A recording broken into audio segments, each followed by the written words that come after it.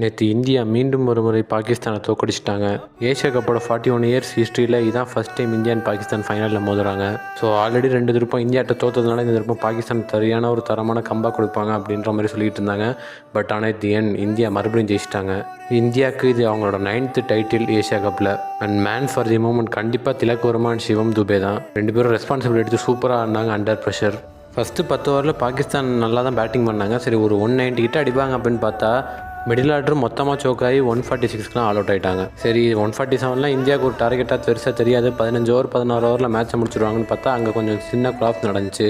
But Tilak Varma, Shivam Dube and Sanju Samson 3 பேருமே middle order தூக்கி பிடிச்சி ஜெயிக்க வச்சிட்டாங்க இந்தியாவை. அண்ட் ஃபைனல் மேட்சஸ் அப்படின்னு வந்துட்டாலும் நம்ம ஆறுச்சாமி சிவம் துபே கையிலே பிடிக்க முடியல. அண்ட் நேற்று பவுலிங்லேயும் குல்தீப் யாதவ் சூப்பராக போட்டார், 4 விக்கெட் எடுத்தார். ஸோ இந்த ஏஷியா கப்பு இந்தியாவுக்கு சொந்தமாயிருச்சு. இதை பற்றி நான் உங்களோட தாட்ஸ்ன்றதை மறக்காமல் கமெண்ட் பண்ணுங்கள். அண்ட் வீடியோ பிடிச்சிருந்துச்சு அப்படின்னா வீடியோக்கு ஒரு லைக் கொடுத்து நம்ம சேனலை மறக்காமல் சப்ஸ்கிரைப் பண்ணுங்கள். தேங்க்யூ ஃபார் வாட்சிங்.